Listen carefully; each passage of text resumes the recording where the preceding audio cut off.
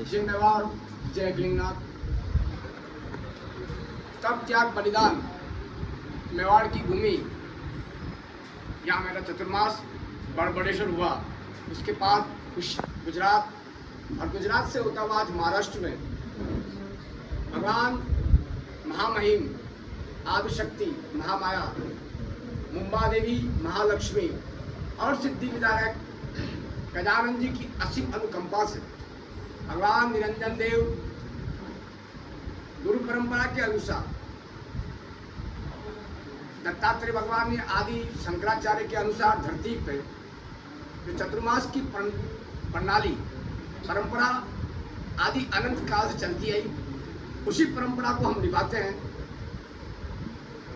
चतुर्मास ये सनातनी चतुर्मास 4 महीने एक जगह बैठकर सन्यासी अपने कर्म को करता है और नदी नालों को पार नहीं करता। ये परंपरा है, हमारे दत्तात्रेय भगवान ने शुरुआत की और आज हमारे सन्यासी बालक इस परंपरा को जितना हो सके उतना निभाते हैं। करना तो बहुत बड़ी बात है कि सन्यास जटिल है, आदि अनंत है, उसको निभा लें वही बड़ी बात है। उसी अप्रैल में दिनांक 27 जुलाई से 22 नवंबर तक दिव्य सनातनी चतुर्मास महाराष्ट्र की भूमि न्यू मुंबई खारघर में है। और इस अप्रैल में भगवान महादेव भूत भगवान अमंतिका नरेश महाकाल भगवान के आशीर्वाद अनुसार 45 दिन पार्थिव शिवलिंग का अभिषेक और उसी अप्रैल में भगवान महादेव की शिव पुराण आचार्य श्री सुशील जी व्यास के द्वारा, इसके पश्चात गणपति के 11 दिन के अनुष्ठान श्वेतार्थ गणपति के पश्चात हमारी महामाया भगवती आदि स्वरूपा जगदम्बा नवदुर्गा 9 दिन तक उन माँ भगवती की अनुष्ठान 108 कुंडी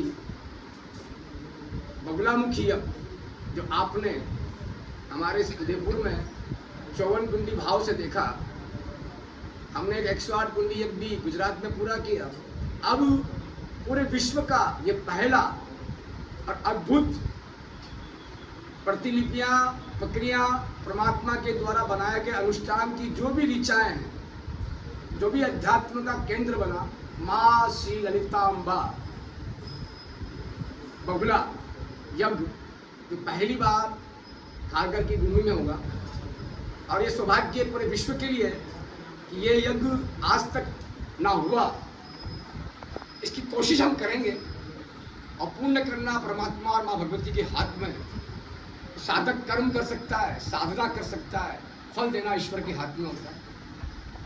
इसी प्रकार से 3 कथाएं और है श्रीमद् भागवत, हमारे आचार्य श्री गुजरात से वो भागवत करेंगे और हरिओम शास्त्री जी देव भागवत करेंगे। जो कथा हमारे उदयपुर में रह गई थी वो बहुत समय से लोगों के मन में भी रहा, प्रेम भूषण जी के मन में भी रहा कि उदयपुर में मेरा संजोग नहीं बना। उस संजोग को हमने वापस उदयपुर में से नहीं बन पाया, उस संजोग को वापस गुजरात में भी नहीं बन पाया। अब महाराष्ट्र में वो संजोग बना और वो संजोग रूप में लास्ट समय श्री बगुला ललितांबा यज्ञ के साथ श्री राम कथा परम पूज्य प्रेम भूषण जी के मुखारबिंद से, और सबसे बड़ी बात 7 अखाड़ों का संगम हम लोग केवल कुंभ में देख पाते हैं और कहीं पे नहीं।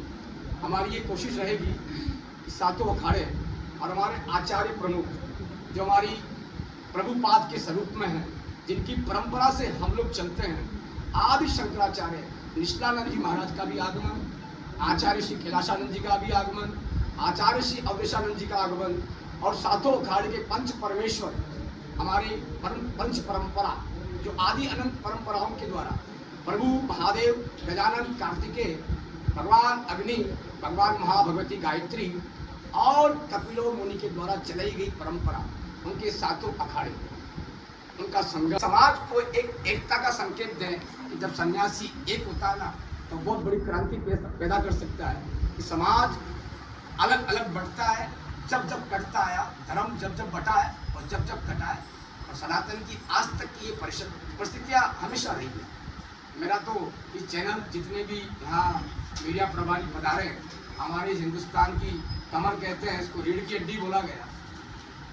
इनकी सहानुभूति, इनका प्रेम, इनका भाव जो आज समाज के अंदर इस सनातन की एकता, धर्म की बात को हर जगह खड़े करते हैं, जगह जगह पहुंचकर इस सनातन की मर्यादा क्या कहती है, साधु क्या चीज़ है, समाज क्या है और इन दोनों का अंतर क्या है, नागावा क्या होते हैं, वैष्णव क्या होते हैं, इन सभी प्रणालियों को समाज को दिखाना। सबसे बड़ा धन्यवाद इस मीडिया प्रभारी को और मीडिया टीम को, इस समाज को दिखाती है। जय श्री महाकाल, जय मेवाड़, जय हिंद। गुरुदेव, आप सनातन चाहते समाज को देता है 4 महीने एक जगह बैठकर, तो समाज को उसको पूर्णतया सहयोग करना चाहिए। ये कमियां मुझे हर साल लगी है। मैं जिस हिंदुस्तान के ये 9वां राज्य है जहाँ मैं चतुर्मास करने जा रहा हूँ और 8 राज्य में चतुर्मास किया और ये कमियां मुझे नजर आई। कोई बड़ी बात नहीं है, क्योंकि समाज उन साधुओं को वो व्यवस्था दे तो हर साधु चतुर्मास करने की इच्छा करता है। उसके भाव पैदा होते हैं कि मैं भी एक जगह स्थिर होकर अपने हरि नाम की ऊर्जा उस सनातन की जनता को दे सकूं। मगर समाज हमें दिखावट की पूजा करता है, उसका कुछ नहीं कर सकते। जय श्री महाकाल, जय मेवाड़, जय। सर, हिंदुत्व के जागरण को लेकर हिंदुत्व के जागरण को लेकर के बहुत प्रयास हुए, मगर हर बार हिंदुत्व मात खाता है या उसमें कोई न कोई सेंध लग जाती है। उसको लेकर क्या कहेंगे आप? हिंदुत्व कहीं मात नहीं खाता है, ना सनातन कहीं मात खाता। ये तो वामपंथी आकर हमारी विचारधारा को खत्म कर देते। भाई सनातन तो आदि अनंत था। हिंदू का कुछ प्रकृति है, हिंदू कुछ समाज थोड़ी है। हमने जो समाज बना दिया, हमारी समाज के नाम तो केवल मानव और हमारे परमपिता परमात्मा के लिए स्त्रीलिंग, पुल्लिंग और नपुंसकलिंग पैदा किया। हमने समाजवाद, जातिवाद, एक विभाजन विचार को खड़ा कर दिया, इसलिए हम टूटे हैं। बाकी हिंदू ना टूटा है, ना सनातन टूटा है। हिंदुस्तान के लोगों को हिंदू बनाकर तोड़ दिया कि तुम हिंदू हो, तुम मुस्लिम हो, तुम सिख हो, तुम ईसाई हो। पंथ वाले ही बातें करते हैं, पंथ थोड़े ही होते हैं, संप्रदाय थोड़ी होती है। हम आदि अनंत कोई मजहब वाले भी नहीं, ना संप्रदाय वाले, ना पंथ वाले। हम सनातन संस्कृति वाले और धर्म वाले। हमको खत्म करना या मिटाना या उसके अंदर फफूंद लगाना, ये उनकी विचारधारा है। बाकी वो था और है और रहेगा। सर, जो आज जो हालात बन रहे हैं उसको लेकर क्या बोलेंगे? हालात कहाँ तक सीमित है? हालात हमने बनाए, हमारी आम जनता ने बनाए। हम लोग हमारे देवता को 8 रूप में बांटने लग गए कि राम जी ने हमारा काम किया तो श्याम जी को मान लेंगे, और श्याम जी ने काम नहीं किया तो विष्णु को मान लेंगे। हमारी परिस्थिति, हमने भगवान को यूज करना सीख लिया। इसलिए भगवान को यूज करने का डिस्पोजल नहीं, तो हमें यूज करें और फेंक दें। ये हमारी कमजोरियाँ, कोई हमारे देवताओं की कमजोरियाँ नहीं। इन्हीं कमजोरी के कारण बौद्धिस्टों ने राज किया, इसी कमजोरी के कारण मुसलमानों ने राज किया, इसी कमजोरी के कारण वामपंथी ने राज किया। बाकी हम तो आज वही थे और हैं और रहेंगे। ठीक है महाराज जी, मेरे से 2 प्रश्न हैं। एक अभी महाराज जी, भारत के अलावा अंतर्राष्ट्रीय देशों से जो धर्मगुरु आते हैं, और जो धर्मगुरु जब आते हैं तो हमारे भारत के सनातनी बच्चे बड़े खुश होते हैं, इस बात को कहते हैं कि फलां देश के धर्मगुरु आ रहे हैं।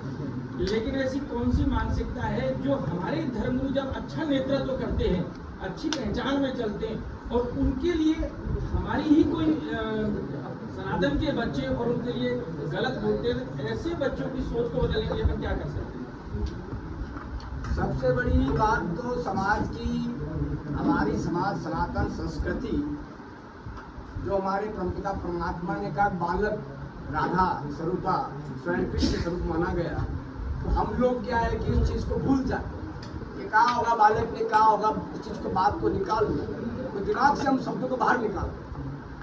हमारे बच्चों को वैचारिक मतभेदता सिखाकर कॉलेज संस्कृति के अंदर जब तक हमारे गुरुकुल नहीं आएंगे, जब तक हमारी शिक्षा चेंज नहीं होगी, ऐसी परेशानियां हमको झेलनी पड़ेगी। शिक्षा हमारा मेन मूल था, हम पहले बात करते थे हमारे पास 5 लाख गुरुकुल है, आज हमारे पास 500 गुरुकुल नहीं है। तो स्वाभाविकता है जब घर की शिक्षा, मातृशक्ति और पिता स्वयं अच्छे ज्ञान देगा तो बाहर आने के बाद वो बिगड़ेगा नहीं। बिगाड़ने के कारण क्या होता है, हमारी संस्कृति कहीं न कहीं हमारे में कमजोरियाँ आ रही है। हमारे धर्म के लोभी, धर्म के प्रचारक कहीं न कहीं कुछ न कुछ गलतियाँ करते हैं। इस कारण से ये परिस्थितियाँ खड़ी होती है। ताकि हमारा सनातन आज विश्व भी आदि शंकराचार्य निष्ठानंद जी महाराज को, प्रभुपाद को विश्व गुरु मानता है। और एक जमाना ऐसा था हमारे लामा लोग हमारे हिंदुस्तान के गुरु बन के जाते थे, तो अंतर आया नहीं आया? अंतर आया ना। तो अंतर आने में विचारों का अंतर है। देवता वही है, सनातन वही है, हमारी संस्कृति में हमने अपने विचार चेंज कर लिए, इसलिए हम परेशानी है। दूसरा प्रश्न मेरा ये है कि आपने जैसे अभी कहा था कि सातों अखाड़े और सभी अपना खट दर्शन में पधारा यज्ञ, तो महाराज जी के जटाधरम पांडुरंग सूर्यस्तम कृपाने भगवान कृष्ण के अवतार स्वरूप शंकराचार्य का निर्माण हुआ और शंकराचार्य भगवान ने के उस समय तात्कालीन जो गद्दीधारी थे उन्होंने नागा फौज का निर्माण किया। नागा फौज आज की नहीं है, युगांत में आज की बात नहीं कर, मैं बहुत लंबे समय की बात करता हूँ। नागा फौज को निर्माण किया और उसी नागाओं का नेतृत्व भगवान जो भी वर्तमान में बदलते हुए शंकराचार्य आचार्य रहे उन्होंने नेतृत्व किया। लेकिन अभी जैसे आप बात करें स्वामी श्री निष्ठानंद जी महाराज की, तो उनकी गादी और उनका जबर छत्र उनके संकल्प से उन्होंने दूर छोड़ रखा है।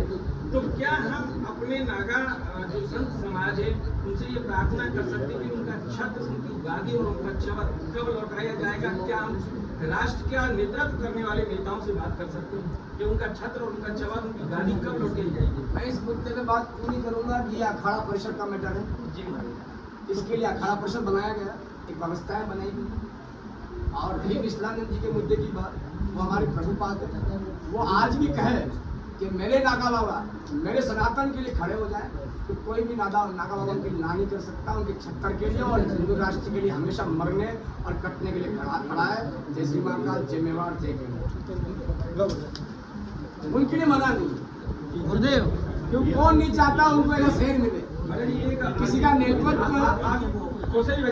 किसी का नेतृत्व करने वाला निष्ठानंद हो, प्रभुपाद शंकराचार्य किसी को मिल जाए तो कौन नहीं चाहता है कि उसकी फौज में खड़ा रहेंगे। महाराज जी अभी की जो वर्तमान सत्ताओं की जो स्थिति चल रही है राजनीति की, उसमें करपात्री जी महाराज ने शरीर छोड़ने से पहले कहा था कि अब यहाँ मेरे रहने योग्य व्यवस्था नहीं है। तो क्या भारत की सरकार अब बिल्कुल फेल हो गई है समाज को सम्मान और सनातन को प्रतिष्ठा दिलाने के लिए? मैं भारत सरकार के मुद्दे में बात नहीं करूंगा। भारत सरकार की व्यवस्था भारत सरकार तक है। साधु समाज की इज्जत और अपनी इज्जत, अपना सम्मान अपने साथ। सर, मंदिर की गरिमा जिस तरह से बनाई रखनी चाहिए, सब तरह से प्रयास होता है, लेकिन हर मंदिर में जिस तरह से एक सेकंड सिर्फ चतुर्मास में है, वही टॉपिक रहेगा। भाव में खरीद लिया जाता है विचारधारा देखकर। तुम्हारे हिंदुओं के पास कुछ नहीं है, तुम्हारे हिंदू पढ़ा नहीं सकते हैं, तुम्हारे हिंदू लिखा नहीं सकते हैं, तुम्हारे हिंदू शादी नहीं करा सकते हैं, तुम्हारे हिंदू कुछ कर नहीं सकते हैं। इस कारण से हमारा भोला समाज, सीधा समाज अपने बच्चे को पढ़ाने के लिए, एजुकेशन देने के लिए, शिक्षा देने के लिए, विवाह देने के लिए जाति चेंज, समाज चेंज करता, जाति नहीं। जाति तो एक ही है, मानव। जो संप्रदाय पंथ है, संप्रदाय पंथ चेंज करने से कोई मानव चेंज नहीं हो जाएगा। मानव तो मानव ही रहेगा। गुरुदेव, आप चतुर्मास को लेकर दिव्य सनातनी चतुर्मास दिनांक 27 जुलाई से 22 नवंबर तक मेरा सभी सनातनी भारत खंड या विश्व खंड, जिस खंड में मेरा सनातनी बैठा है, मेरा सबसे एक निवेदन, इस भव्य दिव्य सनातनी चतुर्मास को जितना विराट बना सके उतना विराट बनाए। जय श्री महाकाल, जय मेवाड़, जय गुरु।